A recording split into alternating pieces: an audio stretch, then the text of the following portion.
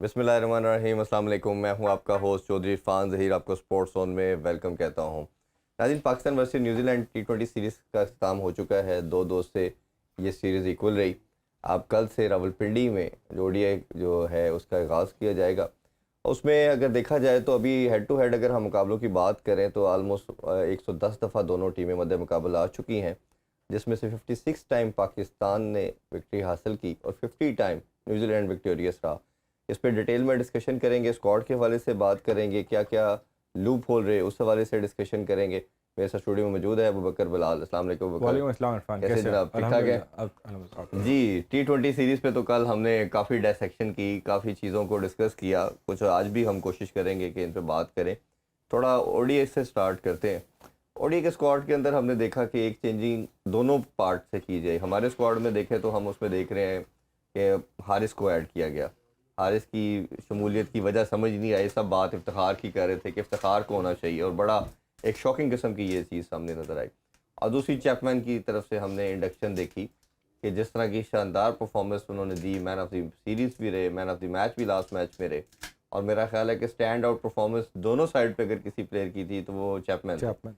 तो उनको ऐड किया कि पहले तो इन दोनों की इंक्लूजन को कैसे देखिए, देखते हैं? बड़ी इंपॉर्टेंट चीज़ ये है सबसे ज़्यादा कि कल से पाकिस्तान टीम अपने वर्ल्ड कप की तैयारियों का आगाज़ करने जा रही है। ये जो कल मैच होगा न्यूजीलैंड के खिलाफ पहला वनडे, ये हमारी तैयारियों का सिलसिला। हालांकि बाकी तमाम जितनी टीमें हैं वो साल से कर रही हैं और वो हमने बहुत हमने खैर अब शुरू अब की शुरू है, की देर आए दुरुस्त आए। अभी भी हमारे पास मैं समझता हूँ कि 10-12 मैचेस मौजूद हैं कि हम उसमें ये तैयारी कर सकते हैं। सबसे ज़रूरी चीज़ ये है कि जो हमें नज़र आया है T20 सीरीज़ के अंदर भी कि हमारा टीम कम्बिनेशन अभी तक नहीं बन पाया, और वनडे के अंदर भी यही प्रॉब्लम है। हारिस सोहेल हर वर्ल्ड कप से पहले आते हैं टीम के अंदर, 2015 का, 19 का और अब 2023 का ODI वर्ल्ड कप। आपको पता है हारिस सोहेल को बहुत ही हाईली रेट किया जाता है, लेकिन पता नहीं कहाँ गुम जाते हैं, लेकिन फिर 4 साल बाद नहीं, वर्ल्ड कप में लेकिन आ उनकी जाते हैं। एवरेज वो जस्टिफाइड तो करती है ना जी, एवरेज 47 प्लस जस्टिफाई की करती है, एवरेज है लेकिन उनकी। उनको ये भी देखेंगे उन्होंने पिछले 6 सालों के अंदर कितने मैचेस खेले हैं। उनके बहुत ही कम मैचेस हैं, अंडर 10 मैचेस हैं उनके। लास्ट वर्ल्ड कप के बाद से वो गायब हैं। तो अब उनकी फॉर्म करंट कैसी है, क्योंकि पाकिस्तान कप के अंदर भी देखा हमने, वनडे कप के अंदर के बहुत ज़बरदस्त प्रोमिनेंट होकर सामने नहीं है, बट ऑन एंड ऑफ उनकी परफॉर्मेंसेज आती रही है। उन्होंने 100 भी की इस दौरान, 80 बॉल्स पर 100 की थी। तो नो डाउट उनकी काबिलियत पे किसी को शक नहीं है। तो मिडल ऑर्डर के अंदर हमें वो इस वक्त दिखाई दे रहे हैं। बट हैरानगी जिस तरह आपने कहा कि मुझे भी हुई है, हारिस को किस परफॉर्मेंस से वनडे में लाया गया मुझे अभी तक नहीं समझ आई। अभी तक T20 में वो उस तरह परफॉर्म नहीं कर पाए जो उनसे एक्सपेक्टेशंस थी। जी। इवन अभी तक उनकी 50 भी नहीं है इंटरनेशनल क्रिकेट के अंदर, तो उनको लॉन्गर फॉर्मेट के अंदर लाए हैं। तो ये थोड़ा सा मेरी भी समझ से बाला तार है। और इफ्तिखार जो कि इस वक्त अपने कैरियर की बेस्ट फॉर्म में है और ज़बरदस्त परफॉर्मेंस देते आ रहे हैं, उनको कैसे आप एलिमिनेट कर सकते हैं? तो ये एक थोड़ा सा मुझे इस पे है कि आपने उनको वर्ल्ड कप प्लान का हिस्सा क्यों नहीं बनाया, हालांकि यही मौका था इन्हीं कंडीशंस के अंदर, एशियन कंडीशंस के अंदर वर्ल्ड कप खेलना है। तो वहाँ पर अगर इफ्तिखार अच्छी परफॉर्मेंस देते आ रहे हैं, इवन कि उन्होंने ऑस्ट्रेलिया के अंदर बड़ी अच्छी परफॉर्मेंस दी बाउंसी विकेट्स के ऊपर, तो आपको उनको रखना चाहिए था वनडे के अंदर। एक तो डेप्थ भी बनती, फिर आपको प्रॉपर मिडल ऑर्डर मिल जाता। बिल्कुल ठीक है। अब उसमें दो चीज़ें, जैसे हम मिडल ऑर्डर की बात की हमने और हमें मालूम है कि हारिस, मेरा तो मानना ये है कि हारिस की जगह बनती है, बट साथ इफ्तिखार की भी बनती है। एक दो प्रॉपर आपको मिडल ऑर्डर बैट्समैन चाहिए, क्योंकि आपको 90% इनिंग्स को ODI में बिल्ड करना पड़ता है और फिर बिल्ड करने के बाद आपको फिनिश भी तेज़ करना पड़ता है। और हारिस सोहेल के पास भी बड़ी शॉट्स हैं और लाइकवाइज इफ्तिखार के पास भी हैं। और उसके अलावा अगर आप बाकी कोई भी प्लेयर देखेंगे, खुशदिल शाह, आसिफ अली, उमर अकमल, ये शायद T20 क्रिकेट को ज़्यादा सूट करते हैं। एकदम आके वो रश ऑफ ब्लड इनके अंदर आता है और वो हिटिंग की तरफ जाते हैं, स्टेबिलिटी नहीं लेके आते हैं इवन इनिंग्स के अंदर। हारिस भी इसी वजह से हारिस को पसंद तो किया खैर जाता है। वो ओपनर की अलग हम बात करते हैं। तो मिडल ऑर्डर के लिहाज से हम ये डिस्कशन कर रहे थे, तो ये दोनों बैटर का होना बहुत ज़रूरी है और इनको जितने मैक्सिमम नंबर ऑफ गेम्स आप दे सकते हो, PCB को चाहिए था प्रोवाइड करते। और शायद 2-3 साल में आपके पास एक इफ्तिखार वाहिद कमोडिटी है जिसने अच्छा परफॉर्म किया है, जिसने एक रीज़नेबल परफॉर्म किया है इन इन ऑल फॉर्मेट। अगर हम वाइट बॉल की बात करें तो मेरा ख्याल है ये उसके साथ ज़्यादती है और अभी जो रिसेंट फॉर्म भी उसकी चली है उसके अंदर भी उसको पार्ट होना चाहिए। अब अगर थोड़ा सा हम ओपनिंग स्लॉट की तरफ आ जाते हैं, पहले भी हमने पूरे हर मैच के अंदर बात की कि आपने 6 ओपनर्स को T20 स्क्वाड में डाल दिया। अभी एक और इंक्लूजन भी हो चुकी है, आपके पास अब्दुल्ला शफीक भी अब इधर होंगे, ठीक है। तो ये अब 6-7 ओपनर्स का स्क्वाड में होना और खेलेंगे ओबियसली आपका इमामुल हक भी एक और नाम भी ऐड हो चुका देखिए है वहाँ वनडे के अंदर अगर पास देखें तो उसके अंदर फ़खर जमान और इमामुल्लाह को पे ओपनिंग ओपन कर करते रहे हैं, हैं, हाँ बाबर आजम नंबर नंबर 3 और 3 पे फिर आते नंबर हैं। 4 पे मोहम्मद रिजवान आते हैं। हम्म, अब नंबर 4 पे अगर रिजवान आते हैं, फिर 5 पे हारिस सोहेल भी हैं, और फिर आपने अपना लोअर ऑर्डर को भी सेट करना है। तो आपके पास मुझे कोई बहुत ज़्यादा ऑप्शन नज़र नहीं आती। अब आपने अगर मोहम्मद हारिस को इंक्लूड किया है तो वो शायद उनको ओपनिंग स्लॉट के लिए ही किया है, क्योंकि वनडे के अंदर उनको आप वन डाउन नहीं भेज सकते, टू जी डाउन पे रिजवान मौजूद हैं। तो शायद उन्होंने ये देखते हुए कि फ़खर जमान, अब्दुल्ला शफीक और इमामुल हक की मौजूदगी में एक ऐसा भी और बैटर को टॉप ऑर्डर में शामिल किया जाए जो कि तेज़ स्ट्राइक नहीं, तो रेट से आपको डाल। लगता है कि मोहम्मद हारिस को अब्दुल्ला शफीक पे प्रेफरेंस दे दी जाएगी ओडीआई में? अब्दुल्ला सर शफीक हमें पता है कि लंबे फॉर्मेट में ज़्यादा अच्छा परफॉर्म करते हैं, टेक्निकली सबसे साउंड है, देखिए उनको बाबर के बाद उनको कहा जाता है। मैं ये नहीं कह रहा, बट अगर देखा जाए उनको अगर टीम में सेलेक्ट किया है, आपने अगले 9-10 महीने T20 क्रिकेट तो नहीं खेलनी, हम्म, आपने खेलनी है one day cricket.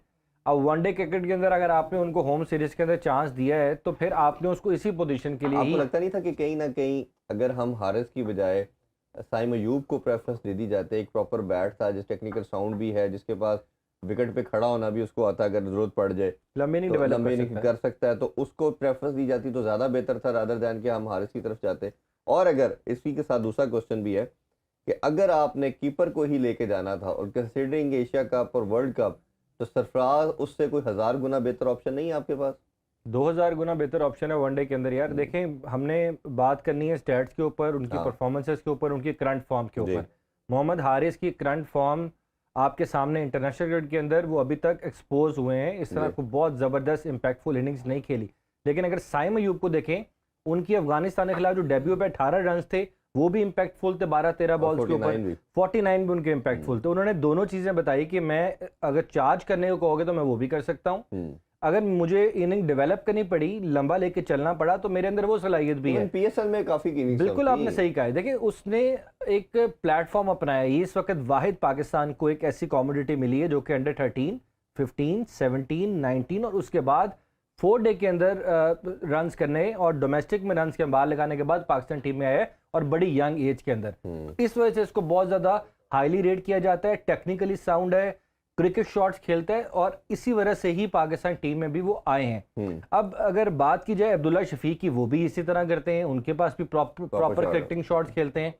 But a player like Mohammad Haris, जो कि पहली बॉल पे स्कूप मारे एक मैच के अंदर जहां पर आपको आप आउट आपने मैच जीतना भी है, सीरीज जीतनी है, आप उसकी सोच का, उसके माइंडसेट का उससे अंदाज़ा लगा सकते हैं। तो अब मुझे नहीं समझ आई किस बुनियाद के ऊपर मोहम्मद हारिस को टीम के अंदर सेलेक्ट किया है।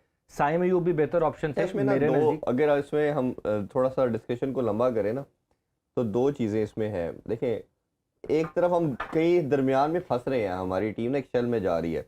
अब पहले थोड़ा सा T20 के कॉन्टेक्स्ट में बात कर लेते हैं। शेल में इसलिए जा रही है, एक तरफ हमारा जो अप्रोच है वो बाबर और रिजवान वाली अप्रोच है, जो कि आपके पावर प्ले को समहाउ वेस्ट करते हैं, 35-40 एवरेज बनाते हैं वो, फिर इनिंग्स को बिल्ड करते हैं, फिर चार्ज करते हैं। अब उसकी वजह से क्या होता है कि आपका एंड टोटल जो है वो 90%, 160-170 आ रहा है, जो टीमें, बड़ी टीमें आराम से चेज कर जाती हैं।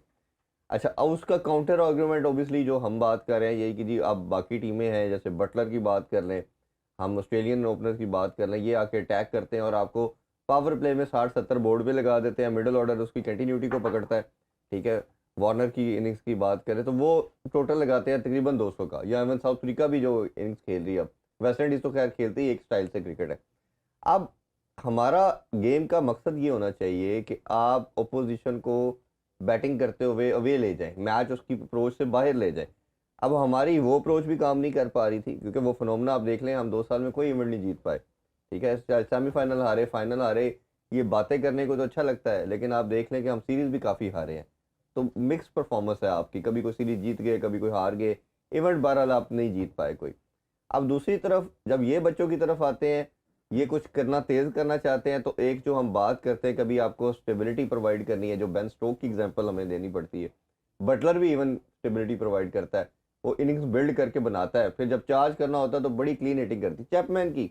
अभी उस बच्चे ने सबको खेलने के बताया कि T20 क्रिकेट कैसे खेलनी है। शुरू में आपने देखा उसने पूरा ओवर एहसानुल्लाह का ब्लॉक किया, उसने हिटिंग नहीं की।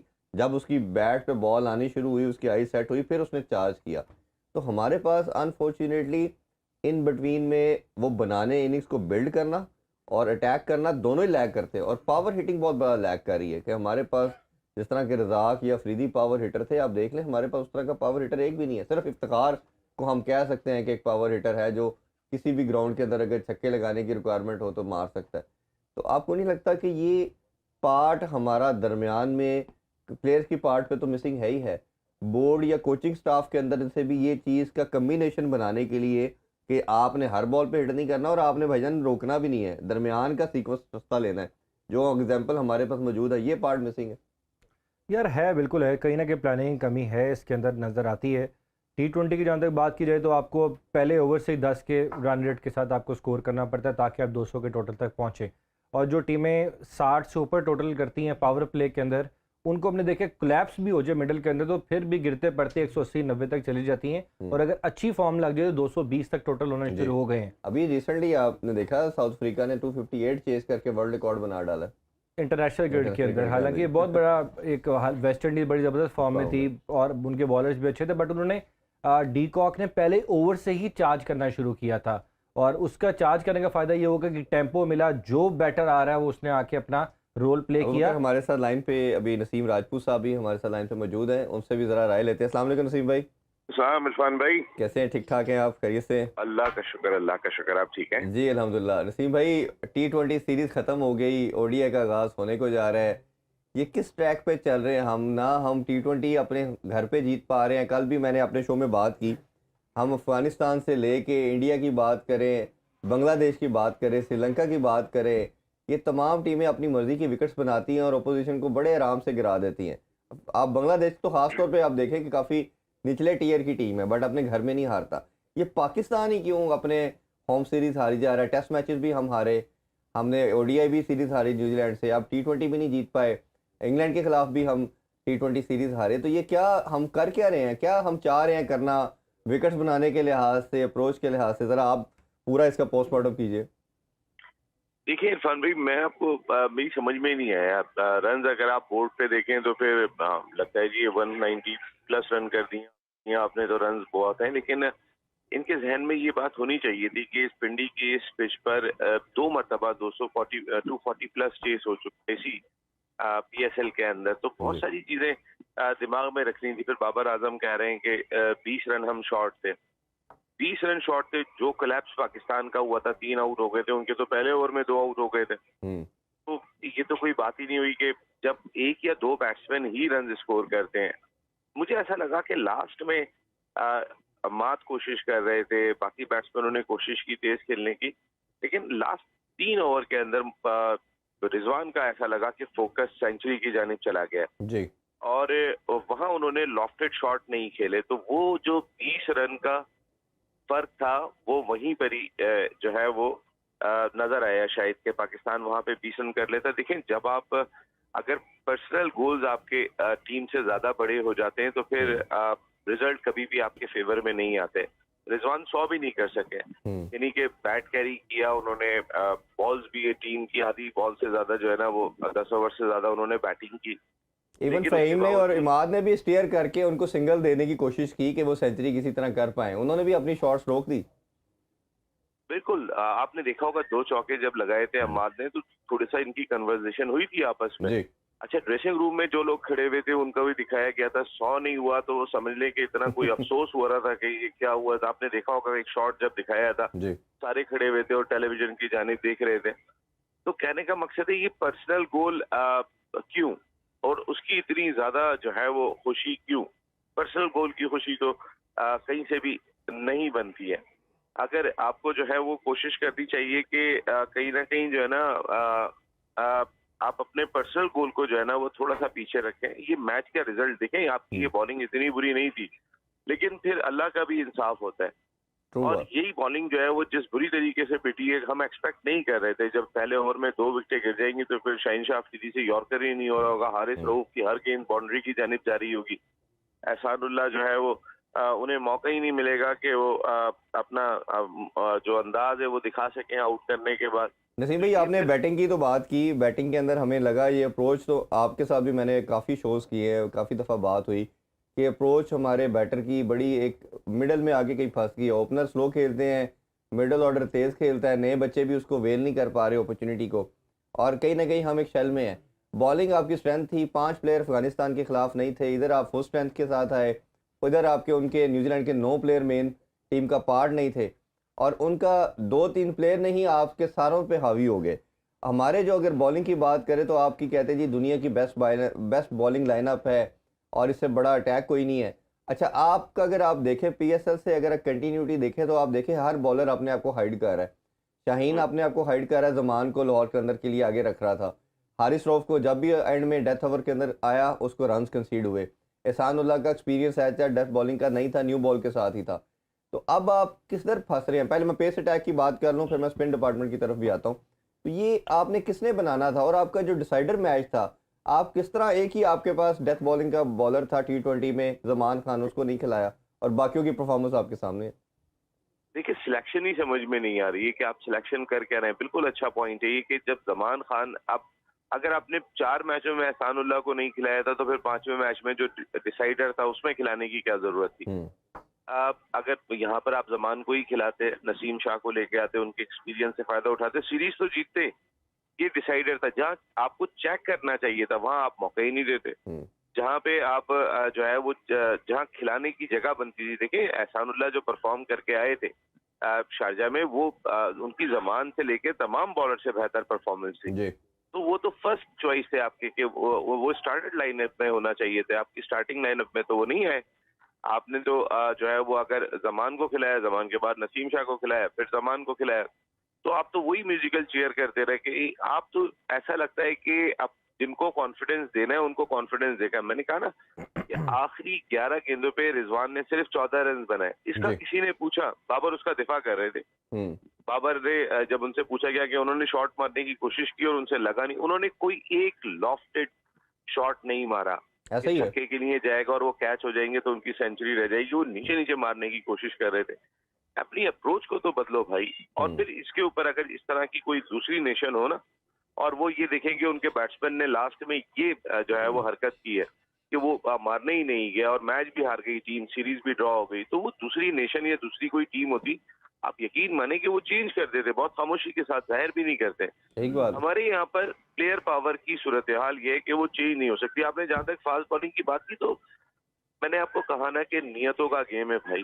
जब आपकी नियतें ये होती हैं कि मेरे दोस्त जो है वो सारे के सारे परफॉर्म करते रहे और उनको कोई टच ना करे, तो उसके बाद फिर आपके जितने दोस्त होते हैं वो लाइन से मार खाते हैं। नहीं, वो लाइन से एक एक करके बाहर होना भी शुरू हो गया ना, अब उनकी परफॉर्मेंस भी आपके सामने है, तो हम काफ़ी ज़्यादा। अच्छा, थोड़ी सी बात बाबर की अगर कैप्टनसी पे भी कर लें, बाबर के ऊपर अभी प्रेशर तो बहुत बिल्ड हो रहा है और काफ़ी अरसे से हो रहा है कि हमें लगता है कि कहीं ना कहीं मेंटल ब्लॉक का मसला है, कहीं फंस जाते हैं, डिफरेंट चीज़ नहीं करते। गेम अवेयरनेस ऑब्वियसली कैप्टन की सबसे ज़्यादा होनी चाहिए, बट वो नई चीज़ नहीं करते। जैसे चैपमैन और नेशम हिटिंग कर रहे थे, तो आपकी बड़ा एक छोटे से छोटा बच्चा भी जो गेम को समझता है, सबसे मुश्किल बॉलर ऑफ स्पिनर होता है, और स्पिनिंग विकेट है, आप ऑफ स्पिनर को लगाए, इफ्तिखार आपके पास मौजूद है और रूटीन में आपके बॉलिंग करता भी रहता है, तो इफ्तिखार को ना लगाना, और उसको कैसे देखते हैं? और ख़ासतौर पे एहसानुल्लाह ने पहला ओवर अच्छा किया था, उसको भी बाद में एंड में लेके आ जाना, बाद में उसको बॉलिंग नहीं करवाई गई, उधर आपको एक विकेट चाहिए थी सिंपली। तो कैसे देखते हैं दोनों डिसीजन को?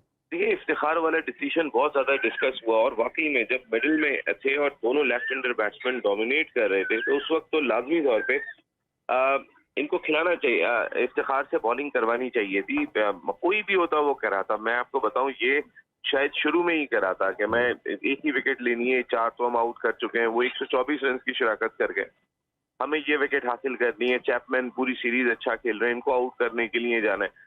हम फास्ट बॉलर से आउट करने में लगे रहे। हालांकि अब तक ये भी रीड नहीं कर सके थे हमारे कप्तान या दीगर जो थिंक टैंक के चैपमैन फास्ट बॉलर्स को ज्यादा अच्छा खेल रहे हैं। वो इससे पहले स्पिनर्स पे ही आउट हुए और स्पिनर्स पे ही स्ट्रगल करते रहे। तो कोई कैलकुलेशन नहीं दिखाई दे रही थी, कोई स्टडी दिखाई नहीं दे रही थी। और ये तो बिल्कुल एक, जैसे हर आदमी कहेगा कि आपने इफ्तिखार को, चले आप आखिर में नहीं करते, लेकिन मिडिल में कि जहां पर वो पार्टनरशिप अगर 60 रन की हो गई थी, तो बजाय वो 124 रन की होती, कहीं ना चांस लेने तो जाते। कितने रन देते हो? सबको रन हो रहे थे नसीम भाई, रन तो किसको नहीं हो रहे थे, सबको रन हो रहे थे, तो चांस लेना तो कोई मसला ही नहीं था। देखिए, हम मेरा ख्याल है कि ब्रेव डिसीजन लेने पड़ेंगे। जिस तरह न्यूजीलैंड थी, 6 T20 क्रिकेट के अंदर 6 बैटर्स काफी होते हैं आपको रन बनाने के लिए, लेकिन हमने अपने पास 5 बैट रख के 3 ऑलराउंडर्स भी इंडल्ज किया। ये ऑलराउंडर और स्पिनर देखा जाए 3 हमारे पास प्रॉपर फास्ट बॉलर्स थे, बाकी तीनों जो थे 2 स्पिनर्स और एक फहीम अशरफ की सूरत में आपको फास्ट बॉलिंग ऑलराउंडर। अगर मैं होता और हमारा डिसाइसिव मैच होता तो शायद मैं वहां पर फहीम अशरफ को रेस्ट देकर जमान खान को खिला लेता। हमारे पास 7 तक बैटिंग थी और T20 के अंदर। अबू बकर इधर से स्टार्ट करते हैं, अभी छोटा सा ब्रेक लेते हैं। नसीम भाई आप भी हमारे साथ रहिएगा, यही से दोबारा हम कंटिन्यू करेंगे। Don't go anywhere, stay with us. Welcome back sports on. हम बात कर रहे हैं पाकिस्तान वर्सेस न्यूजीलैंड सीरीज के हवाले से। जी अबू बकर भी बात कर रहे थे, नसीम भाई आप सुन रहे होंगे। मसला यही था कि हमारा काफ़ी ज़्यादा हम हर जगह पे लैग करना शुरू हुए। अच्छा थोड़ी सी बात अगर हम थोड़ी स्पिन डिपार्टमेंट के हवाले से भी कर लें, लेकिन जैसे अबू बकर ने अभी पॉइंट रेज किया कि हम फहीम अशरफ को बिठा के एक बॉलर को ऐड कर सकते थे, जमान खान को। अच्छा आपने जैसे दोस्तियों की बात की तो T20 में हमने देखा कि फहीम अशरफ को चांस दे दिया, ODI में हमने वसीम जूनियर को ऐड चांस दे दिया है। तो आपको लगता नहीं है कि कहीं ना कहीं सारे को खुश किया जा रहा है कि भाई तू भी खेल ले, तू भी खेल ले? अब मैं यही कह रहा हूँ ना कि आप समझ में नहीं आ रहा आपके कि हमने करना क्या है। एंड ऑफ द डे जो मेन चीज ये है कि करना क्या है, जब तक आपको ये नहीं पता होगा कि हमें करना क्या है। तो इरफान भाई आप अभी तक आप डिसाइड नहीं कर पा रहे हैं। आप ये बताएं कि जैसे फहीम अशरफ को आपने बात की थी T20 में, भाई आप किस वजह से खिला रहे थे, क्या रीजन क्या था? आप शहनशाह अफरीदी बैटिंग कर लेते हैं, आप चांस लेना। शहनशाह अफरीदी ने आपको बैटिंग करके दिखाई है, क्रूशल मौके पे करके दिखाई है, टीम फंसी हुई थी जब करके दिखाई है। आपने कभी कोई आउट ऑफ द बॉक्स जाने की कोशिश नहीं की। ज्यादा से ज्यादा आप अगर आउट ऑफ द बॉक्स जाते हैं तो वो समझ में ही नहीं आता, या तो शादाब आते हैं 4-5 पे या फिर अहमद वसीम को ले आते हैं, एक चेंज बस। उसके अलावा कोई चेंज आपने रूटीन से हटके नहीं किया। भाई आप टीम बना रहे हो अपनी, और आप तो ऐसे ही लगता है ना जब अपने मुल्क में हारे जा रहे हो कि रीबिल्ड प्रोसेस से गुजर रहे हैं आप, रीबिल्ड प्रोसेस से गुजर रहे हैं आप अभी तक, यही लग रहा होता है ऐसे ही। आप चेंज, अगर सिर्फ आपकी कोई चीज बिल्डअप हो चुकी है, जो बन चुकी है, वो शायद वो आपके दोनों ओपनर्स हैं, बाकी उसके अलावा कुछ भी नहीं बना है पाकिस्तान टीम में, ऐसा लगता है। बॉलर आपने किसको खिलाना है? भाई हारिस रऊफ और शहनशाह अफरीदी, इनमें से किसी एक का आराम बनता है। न्यूजीलैंड के खिलाफ जब आप 2-0 हो गए थे तो आप अपने यंगस्टर्स को चेक करते, जो चेक थे आप वही पाबंदी से खिलाते रहे। तो ऐसा लगता है दोस्ती यारियों का सिलसिला अभी तक दराज हो रहा है, कुछ कम नहीं हो रहा। जिसकी कोशिशें की आके नई मैनेजमेंट कमेटी ने, अब ये देखते हैं कि मिकी आके क्या करते हैं क्या नहीं करते हैं। लेकिन अब सारा फैसला जो करना है टीम के हवाले से इरफान भाई, वो मिकी ने करना है और बाबर ने करना है। अब कोई तीसरा बंदा इसके नहीं, मेरा ख्याल है मिकी नहीं करना है, बाबर भी नहीं करेगा। मिकी आर्थर को जितना मैं जानता हूँ वो हर चीज़ का, और बोर्ड ने इख्तियारात भी सारे उनको एज ए डायरेक्टर टीम इसीलिए अपॉइंट किया है कि सारे के सारे डिसीजन उनके पास हों। अच्छा थोड़ी सी स्पिन डिपार्टमेंट की अगर बात कर लें साथ, तो मैं और अबू बकर तो काफ़ी टाइम से इस पर डिस्कशन कर रहे हैं। शादाब की परफॉर्मेंस बड़ी हमें नज़र आ रहा है कंटिन्यूसली डिक्लाइन की तरफ जा रही है, और हम देख रहे हैं कि उसकी बॉल प्रॉपर लेंथ पे नहीं गिर रही। गुगली उसकी यूनिकनेस एक चीज़ थी जिसकी वजह से वो विकेट लेता था, वो ख़त्म होती जा रही है। और हमारे पास अगर उसके कंपटीशन में देखें तो ODI में सामा मीर भी है। तो आपको लगता नहीं है कि शादाब के ऊपर बहुत प्रेशर है, और उसको वो जस्टिफाई करने के लिए, कवर अप करने के लिए बैटिंग का नंबर भी उसको ऊपर दिया जाता है कि शादाब अगर बैटिंग में कुछ रन्स कर जाएगा तो हमें जस्टिफिकेशन मिल जाएगी कि उसकी इंक्लूजन लाजमी है टीम में? बहुत ज्यादा एक्सपेंसिव हुए हुए हैं। अब अगर आप शादाब की परफॉर्मेंस देखें तो एक दूसरी जानिब अम्माद गेंदे कर रहे हैं, इतने अरसे के बाद उन्होंने कम बैक किया। वो जितनी जबरदस्त उन्होंने बॉलिंग की है पूरी सीरीज के अंदर, वो कहते हैं ना एक फिल्म थी मेरी जवानी वापस करो, तो ये क्या मोहम्मद वसीम वापस करेंगे अभी? तो जो जिस तरीके से उनको बाहर बिठा के रखा, आपने मौका ही नहीं दिया, तो ये तो ज्यादती की आपने, पाकिस्तान के साथ ज्यादती की थी यहाँ पर। अच्छा जैसे ही होते ना आप माजी में जब सरफराज को बाहर करना था तो रिजवान को ऊपर लाए थे कि किसी तरीके से जस्टिफाई करना है, और वो उससे पहले ओपनिंग नहीं किया करते थे, लेकिन उन्होंने लाके उनको ओपनर बनाया कि जस्टिफाई करना है, ये इसको रुकना है हर हाल में, तुम रन करो नहीं तो अदरवाइज वो जगह तुम्हारी बनेगी नहीं। टीम यहाँ पर भी ऐसे ही दिखाई दे रहा है।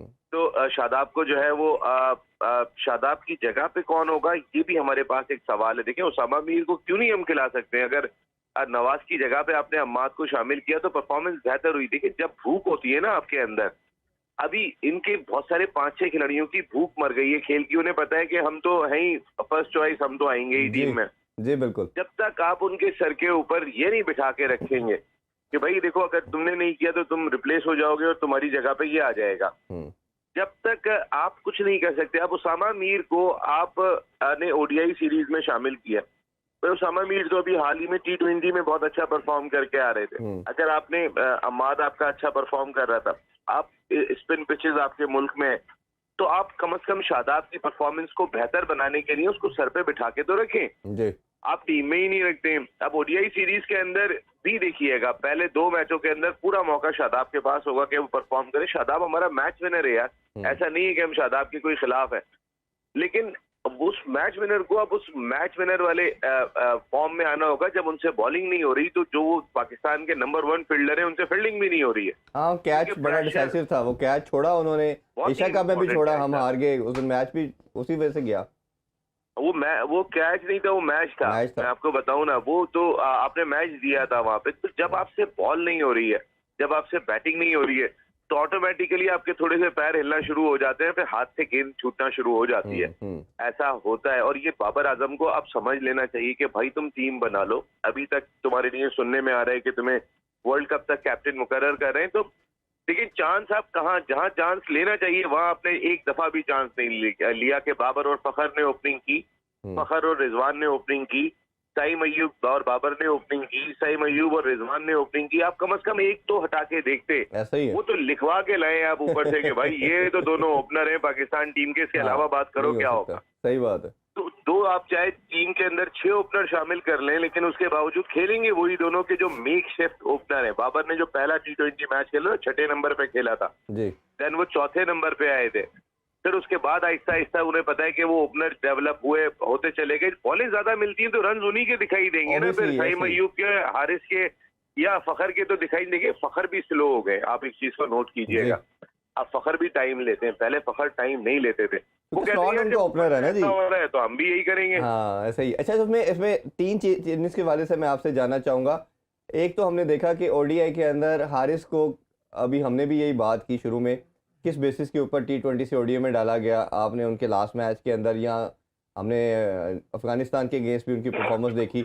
दूसरा ये है कि अगर अमाद आपका कंसिस्टेंट परफॉर्मर था, बैटिंग के अंदर भी बॉलिंग के अंदर, तो उसको चांस नहीं दिया गया। तीसरा आपका, अगर मिडल ऑर्डर के अंदर, पूरे मिडल ऑर्डर आपने पाकिस्तान को ख़त्म हो चुके थे, एक इफ्तिखार मिला, 6 ओपनर डाले T20 में, और ओडीआई के अंदर आपने इफ्तिखार को चांस नहीं दिया। ये 3 सिलेक्शन को कैसे देखते हैं कि 2 को ना डालना और सिर्फ हारिस को अपॉर्चुनिटी देना? देखिए, अगर मेरे ख्याल में अम्माद को नहीं शामिल किया गया, मैंने ये बात की थी चेयरमैन सिलेक्शन कमेटी से, तो उनका कहना ये था कि अभी अम्माद की फिटनेस 50 ओवर वाली है या नहीं है। उन्होंने जो आखिरी नेशनल वनडे मैच भी खेला था, वो भी खेला था तकरीबन कोई साल 1.5 साल पहले, और 2 मैच उन्होंने खेले थे उस दौरान में। T20 और ओडीआई की फिटनेस में है तो वैसे जमीन आसमान का फर्क, लेकिन जो अम्माद परफॉर्म कर रहे हैं, आपको उनको एतमाद देना चाहिए था, उन्हें टीम में लेना चाहिए था, क्योंकि आप यहाँ पे रिवॉर्ड दिए जाते ना। चैपमैन अगर आप देखें, नहीं थे वो टीम में और वो आ गए ओडीआई टीम में। अब हमारी समझ में नहीं आ रहा कि हम इस परफॉर्मेंस के बाद किसको शामिल करें और किसको रिप्लेस करें। सिर्फ अगर कोई एक शख्स बनता है तो वो अम्माद वसीम है। अगर परफॉर्मेंस वाइज आप देखेंगे तो दूसरा कोई खिलाड़ी नहीं है, बाकी तो है। नसीम भाई, इफ्तिखार ने भी कुछ माजी करीब के अंदर बड़ी ज़बरदस्त परफॉर्मेंसेज दी हैं, खासकर T20 के अंदर बड़े मुश्किल लम्हात में, तो उनको भी कहीं ना कहीं वर्ल्ड कप प्लान का हिस्सा बनाना चाहिए था। मेरा ख्याल है बनाना चाहिए। आप एटलीस्ट देखें, आपकी ये होम सीरीज है, यहाँ पर अगर आप 16 की जगह 18 लड़के भी साथ में रखेंगे या 18 की जगह 20 भी रखेंगे तो किसी को कोई एतराज नहीं होगा। आप रखें और फिर उसके बाद आप रिप्लेस करके चेक करें। 5 मैच कहाँ मिलेंगे दोबारा आपको अपनी कंडीशन में, और उस टीम के खिलाफ के जिसके 9 खिलाड़ी इस वक्त IPL खेल रहे हैं। तो यहाँ पे अगर आप चेक नहीं करोगे तो फिर कहाँ पे चेक करोगे? आप एशिया कप में जाके चेक करोगे या वर्ल्ड कप में जाके आपने तब्दीलियां करनी होंगी कि वहां पे हम जो है वो चेक करेंगे। जो आपके पास चेक करने का चांस है वो यही है। इसके बाद आपने टेस्ट सीरीज खेलनी है जाके श्रीलंका के खिलाफ, देन अफगानिस्तान के खिलाफ आपकी सीरीज है, और वो सीरीज बहुत ही डिफिकल्ट सीरीज होगी। देखें, अफगानिस्तान की तो मोस्ट लाइकली शायद पोस्टपोन ये जो सिलेक्शन कमेटी इस वक्त हम देख रहे हैं हारून रशीद की क़यादत में, इसका कोई रोल होगा या मिकी के आने के बाद तमाम फैसले सिलेक्शन के हों या टीम खिलाने के हों मिकी करेंगे? मेरे ख्याल में अब वो रोल नहीं होगा। आपने बिल्कुल सही सवाल किया अबू बकर भाई। अब वो रोल नहीं होगा। इसलिए नहीं होगा कि इस वक्त हम ये समझें कि डमी चीफ सिलेक्टर है। अब जो आप कहना चाहें ये वाकई वही में चीफ सेलेक्टर है जिनको नजम सेठी साहब ने सैक किया था 2018 के अंदर, 17 के अंदर। हाँ, लेकिन ये फिर वापस आए थे और देखिए उन्होंने जो टीम आपको दी थी अफगानिस्तान में, वो टीम बुरा नहीं खेली थी। अगर आप देखेंगे इरफान, हम तो बिला वजह जब बाबर आजम, शाहीन शाह अफरीदी, हारिस रऊफ, रिजवान सब होते थे, जब भी हम स्ट्रगल कर रहे थे मरते हाँ, गिरते हुए, बिल्कुल कभी ऐसे। नसीम शाह ने छक्के मार के जिता दिया तो कभी वहाब रियाज ने नीचे से आके रन कर दिया, आप मैच जीतने में कामयाब हो गए। सारे अब मैच उस लास्ट वक्त ओवर में जीते हैं हम। ऐसी तरह जीते हैं। तो अगर इस टीम की परफॉर्मेंस आप देखेंगे, ये दूसरा मैच जीत गए थे। नसीम शाह अगर 17 रन ना दें तो दूसरा मैच जीत जीतते गए थे, थे आप। तीसरा ये कन्विंसिंगली जीत के आए थे। तो आपको देखना चाहिए था। आप यहाँ पे सिलेक्शन कमेटी का रोल था कि सिलेक्शन कमेटी कहती कि भाई उनको जरा उनके नंबर पे भी खिला के देखो। सिलेक्शन कमेटी नहीं कह सकती, टीम मैनेजमेंट का काम टीम है। मैनेजमेंट ने आई कहना थिंक बिल्कुल। अब जो है ना, जो 11 गेंदों पे 14 रन रिजवान ने किए हैं लास्ट आखिरी T20 4 मैच में, ओवर्स के अंदर, बिल्कुल ऐसा ही है। आखिरी 11 गेंदों पे 14 रन उन्होंने स्कोर किए जो उनके अपने थे, वरना वो पहले जिस तरीके से बैटिंग कर रहे थे उस सबने देखा था। तो आपने 2 ओवर में सिर्फ 14 रन आखिर के ओवर्स में स्कोर किए अपने 100 के लिए। ये और सिर्फ मिकी एक आर्थर को बाउंड्री है, बर्दाश्त चौका नहीं होगा। अच्छा, ये मिकी आर्थर को उसमें बर्दाश्त नहीं मैं होगा। ब्रेक से पहले एक और आपसे चीज़, 2 क्वेश्चन मैं प्रॉब्ली जानना चाह रहा हूँ। अभी जिस तरह हम हारिस की बात कर रहे हैं, हारिस को अपॉर्चुनिटी दी जा रही है, आपको लगता नहीं है कि अगर मिडिल ऑर्डर में सिर्फ हारिस सोहेल आपने रखा तो मोहम्मद हारिस की जगह आपको सरफराज को रखना चाहिए, जिसने आपने टेस्ट के अंदर जो परफॉर्मेंस हमने देखी, जिस तरह आपको बचाया उसने सेवियर के तौर पे, उसने आपको टेस्ट सीरीज में बचाया न्यूजीलैंड के अगेंस्ट, सेंचुरी की, 3 50s की, और अभी भी ओडीआई का जो फॉर्मेट है उसको सूट करता है। चले T20 में हम कह सकते हैं कि शायद उनका बड़े स्ट्रोक नहीं है, बट ओडीआई के लिहाज से और टेस्ट के लिहाज से तो सरफराज की जगह बनती है। और अगर ऐसा सेकंड विकेट कीपर के तौर पे सरफराज अगर आपके डगआउट में बैठा है तो वो कैप्टन को भी बहुत फ़ायदा पहुंचा सकता है। बहुत बहुत इम्पोर्टेंट और बहुत ही अच्छा सवाल है ये बात मैंने भी की थी अपने शो में इरफान भाई, कि हारिस जो है वो ओडीआई की चॉइस नहीं बनते। एटलीस्ट इस वक्त के, वो जिस वक्त चारों तरफ मारने के लिए जाते हैं, हर तरफ मार रहे होते हैं, हारिस को हम पिंच हिटर के तौर पे तो नहीं खिलाएंगे ना। जी, हारिस हमारे टॉप ऑर्डर बैट्समैन में ही शामिल होंगे। तो ये बात समझ में नहीं है। और फिर ओडीआई में आपने 50 ओवर खेलने हैं, आपकी बैटिंग में डेप्थ अभी 50 ओवर खेलने वाली दिखाई नहीं दे रही। या तो ये खेलेंगे तो 3 की औसत से खेल रहे होंगे, डर डर के, बहादुरों की तरह नहीं खेल रहे होंगे। देखिए सरफराज ने टेस्ट टीम को अपनी बहादुर बनाया था। आप तो हार रहे थे, वो तो एक वक्त में उस मैच को जिताने चला गया था कि जो बिल्कुल ही एक ऐसी कहानी होने जा रही थी कि जो एंड ऑफ द डे वो टेस्ट मैच कराची में ड्रॉ हो गया। लेकिन अपनी सेंचुरी से आपको बहादुरों की जरूरत है, और बहादुर वो होता है जो मेरिट पे फैसले करता है। सरफराज खुद बैटिंग करने नहीं जाता था, जहां मार की जरूरत होती थी भेजता था। ऐसा ही है। उसको अपनी परफॉर्मेंस की फिक्र नहीं थी, यहाँ अपनी परफॉर्मेंस की फिक्र है। ये बहुत बड़ा फर्क है इस वक्त ना, और बहादुर वही होता है जो पहले टीम के लिए जी सोचता नसीब है। भाई बिल्कुल ठीक कह रहे हैं। अभी एक छोटा सा ब्रेक लेते हैं, ब्रेक से वापस आके मैंने फास्ट बॉलिंग के हवाले से राय जाननी है। अभी हमारे साथ चाहिए, don't go anywhere, stay with us. Once again welcome back in sports on. हम बात कर रहे हैं पाकिस्तान वर्सेस न्यूजीलैंड T20 और ओडीआई सीरीज, जिसका आगाज़ कल से होने जा रहा है। उस हवाले से मेरे साथ अबू बकर और नसीम राजपूत मौजूद हैं। जी नसीम भाई, एक जिस तरह हमने सरफराज के हवाले से आपसे बात कर रहा था मैं कि उसकी इंक्लूजन होनी चाहिए, और वो जिस तरह 3 साल से ज़्यादा टाइम उनको बाहर रखा गया और परफॉर्म किया।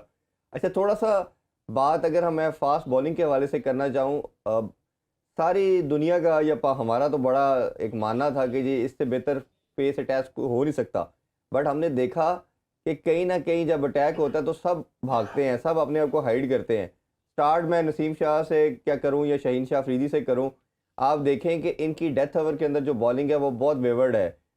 शाहीन शाह जब से इंजरी से वापस आए हैं, आप देख लें वो अपने आप को हाइड करते हैं, वो लास्ट ओवर्स नहीं कर रहे।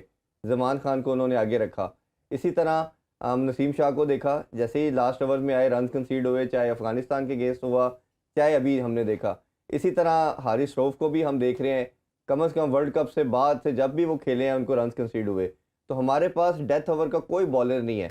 इसी कॉन्टेक्स्ट में दूसरा क्वेश्चन भी मेरा ले लें कि आपकी जो ओपिनियन एक बनती चली जा रही है, और सेकंड एक थॉट है कि आखिरकार कहीं ना कहीं वर्ल्ड कप के अंदर वहाब या आमिर में से कोई आ जाएगा। वहाब ने तो अभी अपने रिसेंट इंटरव्यू में बोला है कि मैं और आमिर जो हैं ये इन लड़कों से बेहतर हैं, क्योंकि ये छोटे फॉर्मेट में तो चल जाएंगे, जब प्रेशर आएगा, सिचुएशन चेंज होगी, ये लोग एग्जीक्यूट नहीं कर पाएंगे। तो इस लगा से हमारी जगह बनती है। आप कैसे देखते हैं इसको ओवरऑल?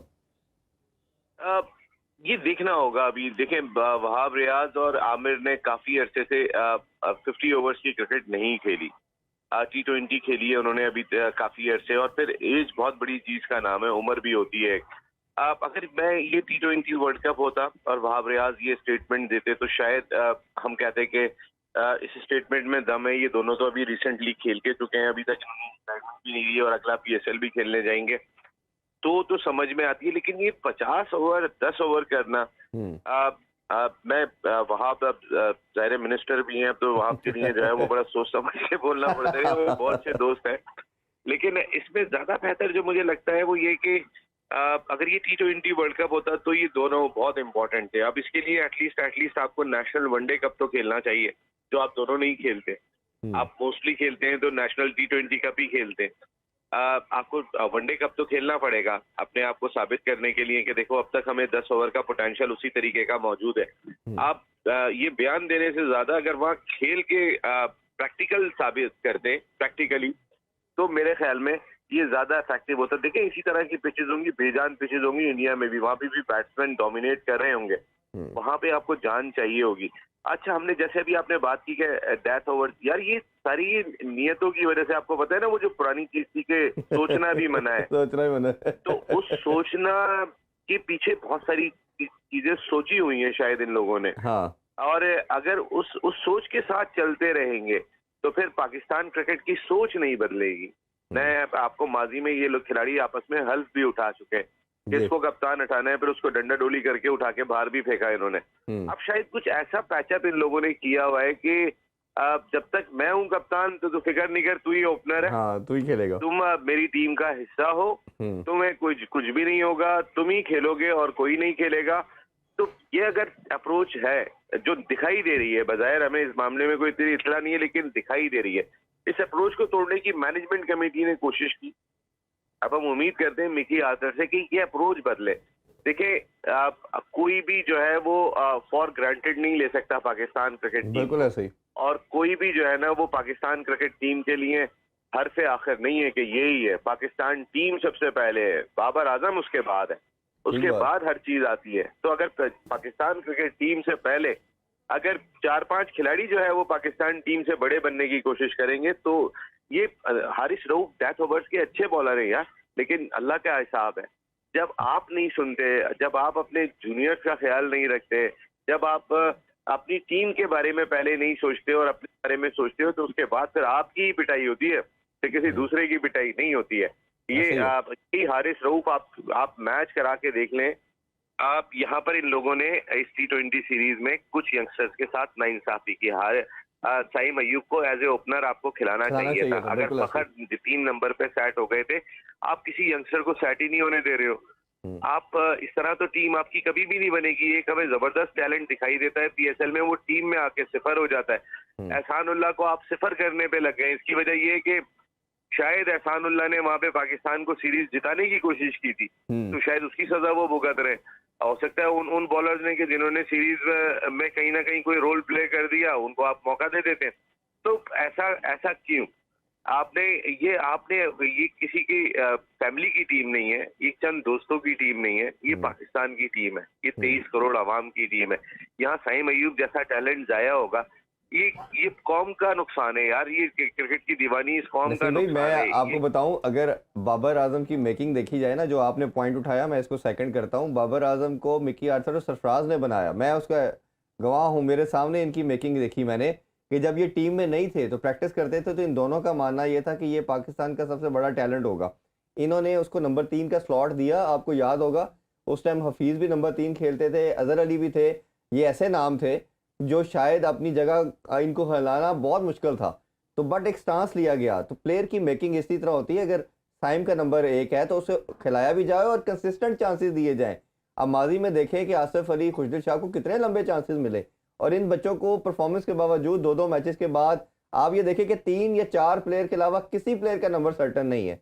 आप ये देखें, और सरफराज की कप्तानी जब थी तो हम क्या एक चीज़ सरफराज को क्रेडिट देते हैं जहाँ बाकी चीज़ों को क्रेडिट देते हैं, आपको 99% पता होता था हमारी प्लेइंग 11 कौन सी है। आपको पता है कि इंटरनेशनल स्टैंडर्ड पे एक चेंजिंग होती है, 2 होती हैं। आज अगर हम स्क्वाड देखेंगे 17 लड़के हैं, 18 लड़के हैं, तो हम यही सोचते रहेंगे किसके कल नेक्स्ट मैच किसने खेलना है। और इसी वाले से लास्ट नोट के ऊपर अगर मैं ओपनिंग के वाले से आपसे क्वेश्चन करना चाहूँ T20 के अंदर हमने 6 ओपनर डाले, एक मिडिल ऑर्डर सिलेक्शन कमेटी ने किया। अब जो है ओडीआई के अंदर भी हमारे पास 6-7 ओपनर स्क्वाड का पार्ट है, जिसमें अब्दुल्ला शफीक भी आ चुके हैं, मामूल हक भी हैं, इवन हम टेस्ट की कमोडिटी है हमारे पास, शान मसूद, उनको भी हर जगह पे स्क्वाड में रखा जाता है। और ऑब्वियसली हमें पता है कि ये इमाम और फ़खर ही ओडीआई के अंदर ओपनिंग करेंगे। चले फ़खर को इधर तो क्रेडिट मिल रहा है ओडीआई के अंदर, क्योंकि बाबर नंबर 3 पे आते हैं। तो ये कैसे देखते हैं इतनी ज़्यादा चेंजिंग और ओपनर्स का ये नंबर रखना, इतने ज़्यादा ओपनर की लॉट को? इरफान भाई, एक चीज तो इन पाकिस्तान के थिंक टैंक को सोच लेनी चाहिए, वो ये कि जो प्लेयर टेस्ट क्रिकेट का हिस्सा है वो ज्यादा से ज्यादा अगर खेल सकता है तो ओडीआई खेल सकता है, वो T20 में ना आए, क्योंकि माइंड सेट ही बिल्कुल चेंज हो जाता है उसका आने के बाद यहाँ पर। फिर वो आधा तीतर आधा बटेर हैदर अली की तरह होके चला जाता है कि आप उसको फिर कहीं पर भी देख ही नहीं पाते, जो अंडर 19 का टॉप बैट्समैन था। तो मेरी अपनी जाती राय में शान मसूद, अब्दुल्ला शफीक को T20 का हिस्सा नहीं होना चाहिए, किसी तौर पर भी नहीं होना चाहिए। अगर वो आपके टेस्ट और ओडीआई के बैट्समैन है तो उनका माइंडसेट जो है वो इसी फॉर्मेट की जानिब जो है वो डिलीवर होना चाहिए। बाबर जैसे एक्सेप्शनल टैलेंट बहुत कम आते हैं, तो अगर वो 3 फॉर्मेट में खेल रहे हैं तो फिर वो डिजर्व करते हैं। लेकिन अब जैसे रिजवान की हम बात कर ले, बाबर का बस चले तो सरफराज तो नहीं आते, उन्होंने तो आखिरी दम तक कोशिश कर ली थी टेस्ट टीम में, वो तो रिजवान से परफॉर्म नहीं हुआ। अब रिजवान की परफॉर्मेंस ओडीआई में भी बहुत अच्छी नहीं है। आप यहाँ पर लेकर किसको आए हो? हारिस को। आप यहाँ पे सरफराज को लेकर आते तो शायद आपको यही खौफ था कि जगह भी ना छिन जाए, रिजवान यहाँ से भी बाहर नसीम ना हो भाई, जाए। मुझे 2019 की बात याद आ गई है कि हमने वर्ल्ड कप से पहले अबू धाबी और यूएई के अंदर अभी मेरा ख्याल है ये डिस्कशन इधर से कंटिन्यू कर लेंगे, थोड़ा सा हमें प्रोग्राम काम की तरफ जा रहा है। तो आपका पॉइंट, हम क्वेश्चन अबू बकर का जवाब हम कोशिश करेंगे कल भी आपका ओपिनियन लें, और उस पर अगेन आपका बहुत शुक्रिया, आपके कीमती टाइम दिया। इंशाल्लाह आपसे मुलाकात होगी कल सेम टाइम में। अपना ख्याल रखें। अल्लाह हाफिज़। पाकिस्तान जिंदाबाद।